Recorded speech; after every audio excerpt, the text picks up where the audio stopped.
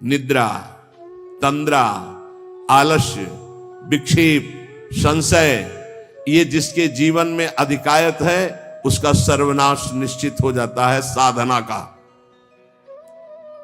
नींद पर काबू पाओ, निद्रा के अधीन मत हो, ये बहुत बड़ी शत्रु है, ये भजन का नाश करने वाली है। इसको मत ये सोचो कि अभी तो नई अवस्था है, नहीं, इसी अवस्था में इसको काबू पालो, नहीं तो कुछ नहीं होता। जहां देखो, हम देखा है भयो वृद्ध जनों को जिनको कहा जाता है कि अब भजन की अवस्था है, वहां देखा है बैठे बैठे बात करते करते जब देखो तब ऐसे मुंह बगाड़ दिए, लाल टपक रही, जब देखो, देखा हमने।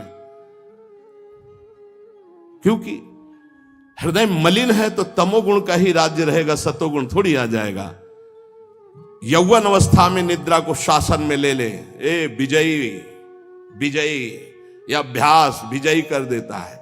निद्रा, तंद्रा, ना नींद है ना जागृत अवस्था है, बेशुद्ध अवस्था सी रहती है। आलस्य, किसी भी सत्कार्य के लिए अंदर उत्साह न रहना। विक्षेप, बार बार भोगों का आकर्षण होना। संशय, ये बातें बिल्कुल साधक के जीवन में नहीं होनी। पक्की बात समझ लो, भगवान को प्राप्त करना कठिन नहीं है, संसार का राग त्यागना कठिन है। और वो सत्संग शुरू है, भगवान ने सत्संग दे दिया है, ये रोज काट रहा है तुम्हारे संसार राग को, पक्का मानना। निद्रा, तंद्रा, आलस्य, विक्षेप, संशय, ये जीवन में साधक के नहीं होने चाहिए। श्रद्धा, भक्ति, नम्रता, उत्साह, धैर्य, थोड़ा भोजन और पवित्र आचरण, पवित्र वस्त्र, पवित्र आसन। कल एक उपासक प्रश्न कर रहे थे कि आसनों का भगवत प्राप्ति में कितना योग है। बहुत ज्यादा योग है, पर सिद्धासन और पद्मासन में बैठने की वो भूल न करे जिसका ब्रह्मचर्य ठीक नहीं है। भूल न करे, नहीं शरीर पीड़ा और रोग से ग्रसित हो जाएगा। ये वायु को संशोधित करके, चर्बी को भस्म करके, शरीर को शांत करके और मन को एकाग्र करके, प्राणों को सूक्ष्म करके भगवत प्राप्ति कराने में बहुत ही सहयोगी आसन है पद्मासन और सिद्धासन। लेकिन उसके पहले ब्रह्मचर्य का नियम नहीं, तो इन आसनों पे बैठने की भूल न करे। गृहस्थ सुखासन पर बैठे, पलथी अलथी पलथी मार करके ऐसे आराम से सुखासन पर अभ्यास करे। 30 मिनट, 40 मिनट, 48 मिनट शांत भाव से मंत्राकार वृत्ति करने का, ये सब सही है। लेकिन 1.5 घंटे, 2 घंटे, 2.5 घंटे, 3 घंटे सिद्धासन और पद्मासन में, गृहस्थ धर्म में जो ब्रह्मचर्य का ठीक पालन नहीं करते, और विरक्त धर्म में ही इस आसनों का विशेष प्रभाव पड़ता है। तो अगर गृहस्थी में ब्रह्मचर्य का पालन कर रहा है तो बैठ सकता है। योग कोई ऐसी चीज नहीं है कि जो चाहे जैसे चाहे ऐसे मनमानी आचरण नहीं, गुरु के समीप, नहीं तो शरीर रोग से ग्रसित होने की संभावना रहती। प्राणवायु बिगड़ जाए तो कई प्रकार के रोग उत्पन्न हो जाते हैं। उपासक को चाहिए कि आसनों का अवश्य अभ्यास करे। इससे ऊर्ध्वरेता होने में बहुत सहयोग होता है आसनों से, ब्रह्मचर्य का। जैसे आप शांत ऐसे बैठे हैं पद्मासन या सिद्धासन से, अब आपके अंदर वायु बिगड़ेगी, भीषण दर्द शुरू होगा, जांघों में दर्द शुरू होगा, शरीर में विशेष हरकत पैदा होगी, विशेष बिजली दौड़ेगी, एक शक्ति, शांत एकदम, मंत्र में पूरी वृत्ति।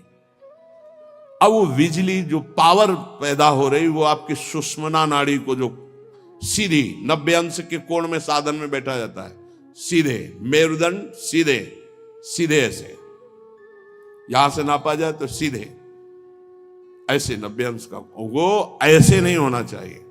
जितने मिनट, 1.25 घंटा, 1.5 घंटा, 2 घंटा, सीधे ऐसे। आज्ञा चक्र पर दृष्टि हो आंतरिक या नासाग्र दृष्टि हो, और उसमें बार बार मंत्र लिखा जा रहा हो, चूक नहीं होनी चाहिए। मंत्र की चूक नहीं, बहुत जल्दी लाभ प्राप्त होता है, पर इसके लिए पूर्ण ब्रह्मचर्य की आवश्यकता है। जरा भी चूक नहीं, जैसा कह रहे हैं वैसा। प्राण सूक्ष्म होने लगेंगे, मन एकाग्र होने लगेगा, शरीर शांत होने लगेगा, चंचलता रहित, पर एक बार पसीना पसीना, एक बार भीषण कष्ट प्रतिदिन, जब तक शून्यावस्था नहीं आती शरीर की, तब तक वो साधक को यही पापों को भस्म करता है। यही आसन उसको दिव्यता प्रदान करते। अब इतनी हीट पैदा होती है उसके अंदर, अगर संयम से नहीं है तो व्यभिचारी बन जाएगा। बहुत ध्यान देने योग्य बात, उस समय उसकी कुंडलनी, उसकी सुषुम्ना नाड़ी, उसकी हर नाड़ी एक्टिव होती है उस गर्मी से, आध्यात्मिक शक्ति से। अगर वो व्यभिचार की जरा भी गलती करेगा तो कुंडलनी की अधोगति हो जाएगी, अधोगति नीचे की तरफ हुई, भारी व्यभिचारी बन जाएगा। ये ऊर्ध्वगामी जीव ही सुषुम्ना मार्ग संचारी, सुषुम्ना मार्ग से संचरण हुआ, आजीवन के लिए काम रूपी वेदना से मुक्त हो जाएगा। जे ही ऊर्ध्वरेता ब्रह्मचारी हुआ, संकल्प ही खत्म काम का, नष्ट हो जाएगा। एक ऐसी परमानंदमय स्थिति योगी की, वही सब बिना कुछ किए ये स्वाभाविक हो जाएगा यदि नाम जब श्वास प्रश्वास से किया जाए। ध्यान रखना, एक इतना कठोर और एक इतना सहज, श्वास प्रश्वास पर ध्यान है, हर समय नाम चल रहा है, वो सब बड़े शीतल प्रकृति से जागृत कर देगा। कुंडलनी जागृत हो जाएगी, सुषुम्ना मार्ग संचारी संचरण होने लगेगा। नाम जप में सब सामर्थ्य विराजमान है। ये केवल प्रवचन की बात नहीं कर रहा, अनुभव की बात कह रहा हूं। पूरे शरीर को झकझोर के रख देती जिस समय कुंडलनी जागृत होती यौगिक क्रियाओं के द्वारा, और नाम के द्वारा जब जागृत होती तो पता ही नहीं चलता कब जागृत हो गई। ये ध्यान रखो, वही नाम से ऐसे सहज में जागृत हो जाती कि उसको पता भी नहीं चलता कि हमारे अंदर कुंडलनी जागृत हो गई क्या, सुषुम्ना मार्ग खुल गया है क्या। खूब नाम में प्रीति, सदाचार पूर्वक आसनों का सेवन, ये तो सदगृहस्थ भी कह सकते। 45 मिनट आप सुखासन पर बैठने का अभ्यास करें, अगर थोड़ा भी परमार्थ पे, कम से कम 24 घंटे में 2 बार आसन में बैठने का तो अभ्यास। सुखासन ऐसे पलथी मारकर ऐसे आराम से, या अर्ध पद्मासन, एक टांग के ऊपर, बाई टांग के ऊपर दाई टांग ऐसे चढ़ा करके आराम से, ये आराम आसन है। जो वयोवृद्ध हैं थोड़ा कुर्सी या सोफा या जैसे भी बैठो, पर ऐसा नहीं कि एक एक मिनट में इधर उधर, थोड़ा सा शांत बैठने की कोशिश करो। जैसे निरंतर विषयी पुरुष विषय चिंतन करता है तो उसे विषय की आसक्ति प्राप्त हो जाती है, ऐसे भक्त जब भगवान नाम चिंतन करता है तो उसे भगवान में आसक्ति प्राप्त हो जाती है। जैसे विषयी पुरुष विषय चिंतन करता है तो विषयों में आसक्ति हो जाती है जिसमें है ही नहीं कुछ, घृणित स्थानों में आसक्ति हो जाती है। फिर सच्चिदानंद का जब चिंतन होता है तो उसमें आसक्ति हो जाए तो कैसा आनंद होगा। भगवान मेरे समीप हैं, अनुभव हो रहा है। भगवान मेरे को ऐसे 1000 हाथों से ऐसे घेरे हुए हैं। भगवान निश्चय मेरे को स्वीकार कर चुके हैं। ऐसा 3 बातें उपासक को अनुभव होने लगती हैं जिसकी शरणागति पुष्ट हो गई है। भगवान मेरे समीप हैं, देखो महापुरुषों के वचन है। भगवान सहस्त्रों हाथों से मुझे घेरे हुए हैं, भगवान मुझे स्वीकार कर चुके हैं। ये 3 बातें शरणागत के अंदर आ जाती हैं। देखो आपको अनुभव होता है भगवान मेरे समीप है। अगर नहीं हो रहा तो अभी आपका कोई है, इसीलिए नहीं हो रहा। ये पूज्य श्री राधा बाबा कहते हैं हमारे श्री कृष्ण में एक स्वभाव ऐसा है, वो दूसरिया पसंद नहीं करते। वो जिसको स्वीकार करते हैं उससे अनन्यता की चाह रखते हैं। मौन, अन्य चेष्टाहीन, शरीर मन वाणी केवल आराध्य देव में, तो अनुभव होने लगेगा कैसे प्रभु हमारे समीप रहते हैं। ये कितने बड़े महापुरुषों की खुली हुई बात है। भगवान मेरे समीप हैं, भगवान मुझे शास्त्रों भुजाओं से ढके हुए हैं, मेरी रक्षा कर रहे हैं, भगवान मुझे स्वीकार कर चुके हैं। ऐसा शरणागत को अनुभव होता है। आपको यदि अनुभव नहीं हो रहा तो मौन, सारी चेष्टाएं भगवान के लिए, शरीर मन और वाणी प्रभु के चरणों में समर्पित, तो आपको अनुभव होगा प्रभु मेरे समीप है, अनुभव होता है। हर उपासक को वे जीवित कैसे रहे। जो भोगों से जीवित है उनकी बात अलग, जो प्रभु से जीवित है उनकी बात। कोई सोच सकता है ये तो विरक्त कर सकता है, गृहस्थ कैसे कर सकता है? तो बोले गृहस्थ संबंधी जितने कार्य वो सब प्रभु को अर्पित करो, नियम से भजन का समय रखो। इतने समय ठाकुर सेवा, इतने समय पाठ, इतने समय भजन, इतने समय ड्यूटी, इतने समय अपने कार्य, समय से सब कार्य, सांसारिक कार्यों को भी समय से करो और भगवत अर्पित करो। जब तक दूसरों से क्रोध करते हो, द्वेष करते हो, कपट रखते हो, स्वार्थ भरा व्यवहार करते हो, अभिमान भरी वाणी बोलते हो और लोक में दूसरों की निंदा करते हो, तब तक हृदय में विद्यमान भगवान होने पर भी तुम ये अनुभव नहीं कर सकते कि वो मेरे समीप हैं। बहुत अमृत में वचन है, पता नहीं आपको कैसे लग रहे हो। बिल्कुल अंदर का ऑपरेशन है। जब तक दूसरों से क्रोध करते हो, द्वेष करते हो, कपट भरा व्यवहार करते हो, स्वार्थ रखते हो, अभिमान भरी बात बोलते हो, दूसरों की निंदा करते हो, तो हृदय में विद्यमान रहने पर भी भगवान का अनुभव नहीं कर सकते कि वो मेरे समीप हैं। ब्रह्मचर्य में जीवन परम पुरुषार्थ में जीवन होता है। ब्रह्मचर्य ही ब्रह्म की प्राप्ति का मुख्य हेतु होता है। ये मुख्य हेतु होता है। मान लो जिसके त्यागने में इतना सुख है, उसको रोकने में कितना सुख होगा। मान लो ये डॉक्टरों की ये बात हमारी समझ में नहीं आती जो ये कहते हैं कि ऐसा करना ठीक है। हमको उन लोगों की बात समझ में नहीं आती जो कहते हैं सर्वनाश का खेल खेलो और तुम स्वस्थ रहोगे। भगवान ऐसों की बुद्धि को बचाएं जो प्रमाण देना चाहिए कि हमारी नई पीढ़ी, हमारी नई समाज कैसे संयम में रहकर ऊपर उठती है। कोई भी घड़े में छेद कर दो भर जाए, ऐसा कैसे हो सकता है? चलनी में गैया दुहे, दोष दैव को दे, हरि गुरु कहो न माने। कैसा कलयुग बढ़ गया है कि प्रमाण दिया जाता है सीरियल नौटंकी नाटकों से और डॉक्टरों से। कैसी बुद्धि भ्रष्ट हो गई है उपदेश देने वालों की। धर्म शास्त्रों की अवहेलना करके ऐसे उपदेश देने वालों को नरक की गति प्राप्त होगी, कोई भी हो। क्यों? क्योंकि वो जब ऐसा उपदेश कर रहा है तो स्वयं उसकी ऐसी धारणा है। और व्यभिचारी की गति कभी शुभ नहीं हो सकती। व्यसनी धन शुभ गति व्यभिचारी कभी नहीं हो सकती। शास्त्र मर्यादा का नाश करने वाले ऐसे लोग प्रमाण देते हैं नाटकों, नौटंकी और फिल्मों का कि ऐसा करना उस फिल्म में कहा गया, ऐसा करना उस डॉक्टर क्या है?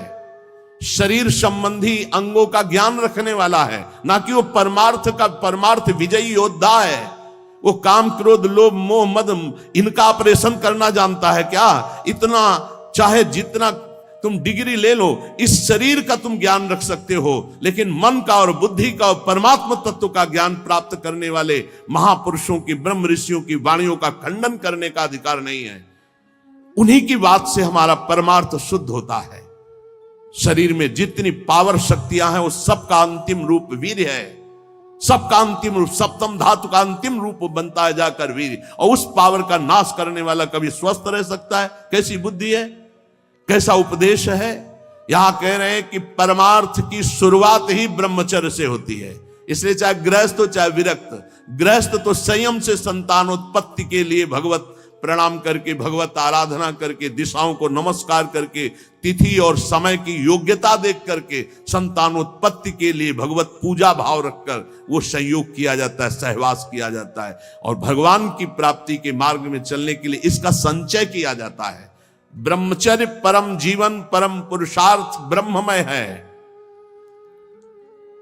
10,000 वर्ष तक ब्रह्मचर्य रह करके कश्यप जी ने जब संतानोत्पत्ति का संकल्प किया तो विनता जी से भगवान गरुण जी का प्रादुर्भाव हुआ। भगवान अरुण जी का, जो सूर्य के सारथी और जो हरि के वाहन गरुण जी, अरुण जी। फिर 1000 वर्ष तक रहकर तो भगवान वासुकी, भगवान शेष, अनंत फणधारी, इनका जब जब वो सहवास करते तो हजारों वर्ष ब्रह्मचर्य रह के तो बलिष्ठ देवता, बलिष्ठ दैत्य सब उन्हीं से प्रकाशित हुए, कश्यप जी से। ब्रह्मचर्य पूर्वक जीवन कई वर्ष व्यतीत करके नाम जप करते हुए फिर संतान, तो चाहे बालिका हो चाहे बालक, वो जगत मंगल करने वाला हो, पशुओं जैसे आचरण से नहीं। ब्रह्मचर्य जिसका ठीक है वही, चाहे गृहस्थ हो चाहे विरक्त, वही परमार्थ पर विजयी हुआ है आज तक। सद्भाषण, सद्विचार, सद्भावना, न्याय निष्ठा, आडंबर पाखंड का त्याग, वही जाकर के धर्मात्मा महात्मा बनता है। इसलिए भक्त को चाहिए कि ब्रह्मचर्य पर विशेष ध्यान दे और रात्रि के सोने के समय ज्यादा सावधान रहे। उस समय वेदना काम की जरूर जागृत होती है, उस समय जरूर ध्यानस्थ रहे, कीर्तन परायण रहे, नाम जप करते हुए शयन करे और शेष भाग रात्रि का भजन में व्यतीत करे। मध्य भाग शयन के लिए, शेष भाग प्रारंभ भजन और उठने के समय भजन। अब आप लोगों की तो दिनचर्या ऐसा है कि अर्धरात्रि से शुरू हो जाती, शेष भाग आने ही नहीं पा। ये जो ब्रह्म मुहूर्त समय कहा जा रहा है, इस समय तो सत्संग हो रहा है आपका। कितना सौभाग्य है कि आप उठना चाहो या ना उठना चाहो, आपकी दिनचर्या ऐसी कि आपको अगर 2:30-3 बजे नहीं उठोगे तो आप अपनी दिनचर्या नहीं कर पाओगे। कितना सौभाग्य कि श्री जी ने ऐसे हमको विवश करके साधन में लगा दिया है। विवश ना चाहे तो भी उपस्थित होना पड़ेगा। जो जबान का खूब लोभी है, भोजन का स्वाद लेने वाला, वो तमोगुणी स्वभाव का हो जाता है। वो कभी जनेंद्री पर विजय प्राप्त नहीं कर सकता, कभी ब्रह्मचारी नहीं हो सकता।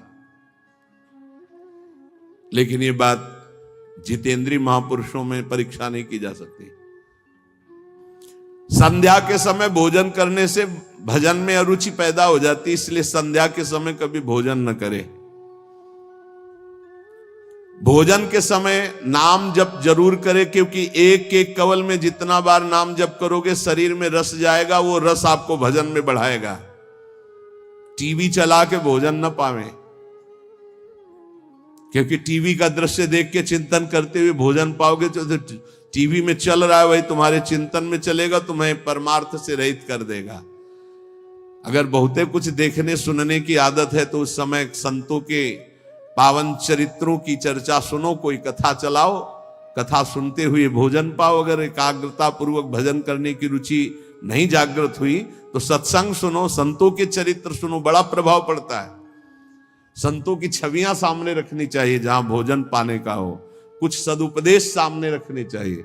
अपने यहां तो बड़ा मंगलमय है, राधा राधा ऐसा नाम चलता रहता है। एक दिन सबके बीच में पाया, बड़ा सुख मिला कि नाम चलता रहता है, आप लोगों के कान में नाम गूंज रहा है। भोजन के पहले हाथ और पैर अच्छे से धो लेना चाहिए। लांग बूट पहन करके भोजन पाते हैं तो पैर क्या धोएंगे। होटल में गए ऐसे जूता पहने ऐसे, अरे पवित्रता जितना रखोगे उतनी बुद्धि शुद्ध होगी। अब को तुम खड़े हो बॉर्डर पे, वो बात अलग है सैनिक रूप में, लेकिन सब सैनिक है थोड़ी है। भोजन पहले कैसे पाते थे हम आपको कैसे बताएं, आप हंसोगे गांव की बात सुन करके। जब भोजन पाने जाते थे तो ऊपर के वस्त्र उतार दिए जाते थे। जो पुराने जन है गांव के वो भले जानते हो, आज के आधुनिक क्या जानेंगे। नीचे धोती कांच, पैर हाथ धो के कुल्ला करके, पाटा लकड़ी का उसको धो करके, नीचे ऐसे चौका लगा हुआ है, फिर आते थे। स्टील के पात्र प्रयोग नहीं हो सकते रसोई में या कहीं भी नहीं, कांसे के फूल के ऐसे पात्र होते। जब प्रसाद ऐसे भोग सामने आता तो फिर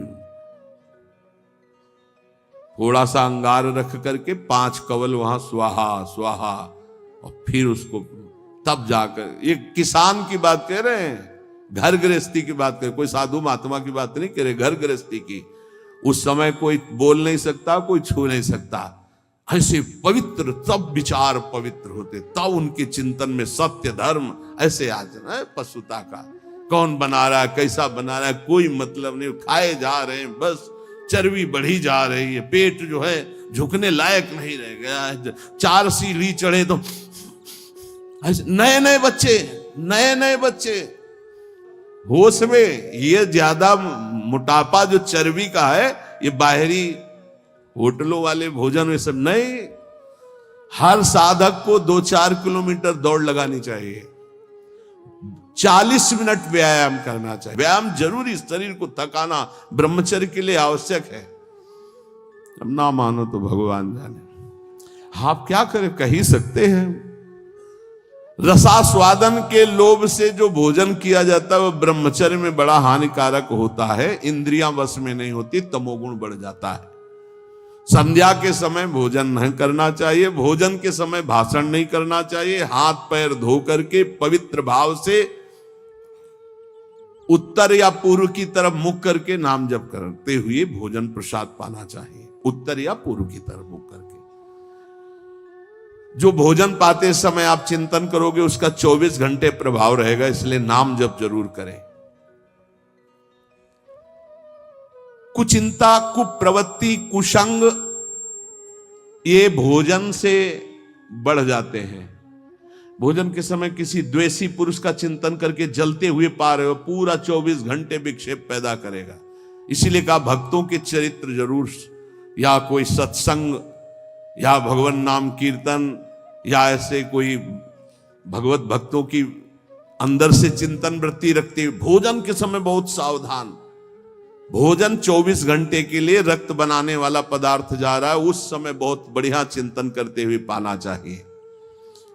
जो एक दूसरे से हंसी मजाक करते हैं, जो सीरियल तमाशा नौटंकी के ऐसे देखते हैं, जो छल भरी बात करते हैं, जो दूसरों के साथ गंदे व्यवहार करते हैं, ऐसे लोगों से भक्ति करने वालों को बचना चाहिए।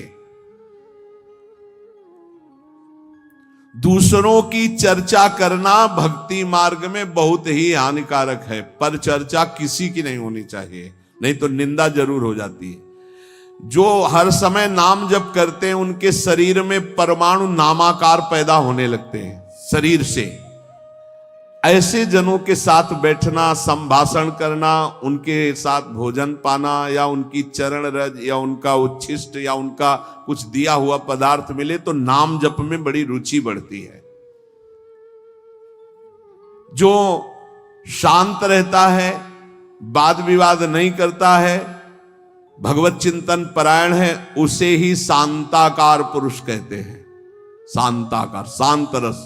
वहीं से जो तीर्थों में भ्रमण करता है उसकी चित्त वृत्ति बहुत जल्दी शुद्ध होती है, पर कुभावना और पाप आचरण का त्याग करके तीर्थ भ्रमण। ये बात तुम्हारे मन में कभी नहीं आनी चाहिए कि मैं दुर्बल हूं, मैं गृहस्थ हूं, ये नहीं आनी चाहिए। जब कोई कहता मैं गृहस्थ हूं तो उसी समय कहते ये बोलो मैं भगवान का हूं पर गृहस्थी धर्म से युक्त हूं। ये बोलो, आधी बात क्यों बोलते हो? तुम गृहस्थ हो, आधी बात है। पूरी बात है तुम श्री भगवान के हो पर तुम्हारा गृहस्थ धर्म है। जैसे हम प्रियाजू के हैं पर हमारा विरक्त धर्म है। आप प्रियाजू के हो, आपका गृहस्थ धर्म है। दोनों अपने अपने धर्म का पालन करके प्रियाजू को प्राप्त होंगे।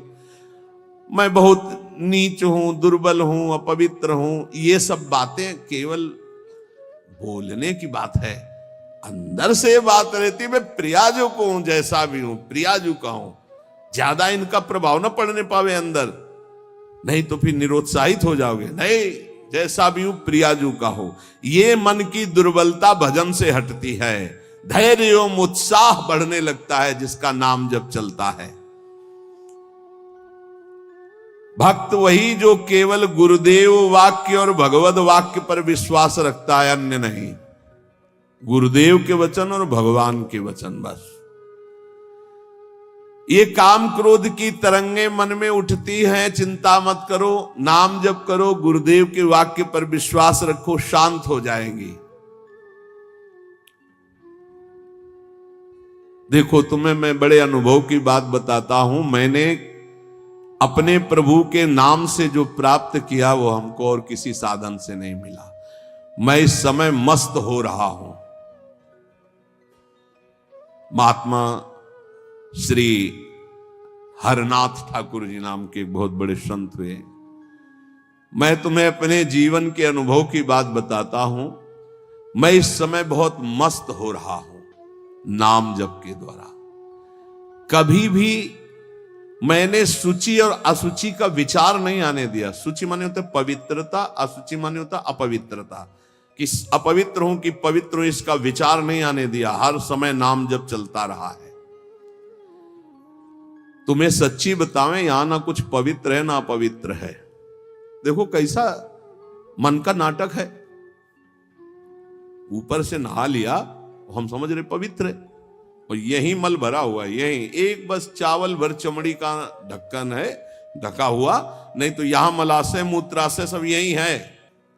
भला क्या पवित्र हो गया? ऊपर से पानी डाल, रेशम के थैले में बिष्ठा भर लियो और ऊपर से उसको नहा दो, तो पवित्र हो जाएगा क्या? अगर तुम्हें पता है कि इसमें बिष्ठा भरा है, छुओगे उसे और इसमें भरा है। कितना है इस शरीर से प्यार करते हो? है क्या ये थैला है और कुछ नहीं है। यहां भगवान बैठे, यहां भगवान बैठे, और यही पूरा है, नीचे सब नरक कुंड भरा हुआ है। भगवान से हमारा कोई संबंध है जिनकी हम खोज कर रहे हैं, कभी स्त्री में, कभी पुत्र में, कभी परिवार में, कभी मित्र में। हम उन्हीं की खोज कर, उसी प्यारे से प्यार करना चाहते, पर समझ नहीं पाते इन शरीरों की आड़ में वो बैठा है, शरीरों से प्यार कर बैठते हैं, और वो जो बैठा है उससे कोई मतलब नहीं रह जाता, इसलिए हर बार खाली हाथ हो जाते हैं। इस बार गुरु कृपा से पता चला कि शरीरों से नहीं, शरीरों के अंदर बैठे हुए परमात्मा से प्यार करना है। देखो बहुत बड़े महापुरुष के अनुभव हैं। सर्वदा मैंने अपने इष्ट का नाम जप किया है, उससे मैं मस्त हो गया। भला कौन अपने अनुभव ऐसे बताता है? संत ही कृपा करके बताते हैं। कभी भी मैंने सूची असूची का विचार नहीं किया, क्योंकि ये कभी पवित्र हो ही नहीं सकता। और दूसरी बात, मैं कभी अपवित्र हो ही नहीं सकता। दूसरी बात स्वरूप में है, और पहली बात शरीर में है। ये कभी पवित्र हो ही नहीं सकता, और मैं कभी अपवित्र हो नहीं सकता। ईश्वर अंश, जीव अविनाशी, चेतन, अमल, मल रहित, ये मल युक्त, जड़, मलयुक्त, विनाशी, परिवर्तनशील, ये कभी पवित्र नहीं हो सकता। मैं कभी अपवित्र नहीं हो सकता। इसलिए चिंता की बात नहीं, हर समय राधा राधा राधा राधा। मैंने इस नाम से वो सुचितम स्थिति प्राप्त कर ली है।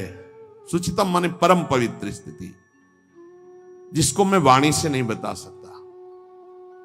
मैं इस नाम से एक स्थिति प्राप्त की है जो शयन में, स्वप्न में और जागृत में मुझे हर समय डुबोए रहती है। पकड़ना, महापुरुषों की बात पकड़ना। ये राधा नाम नाम ही नहीं है, ये महामहिम परा मंत्र है, परा विद्या है।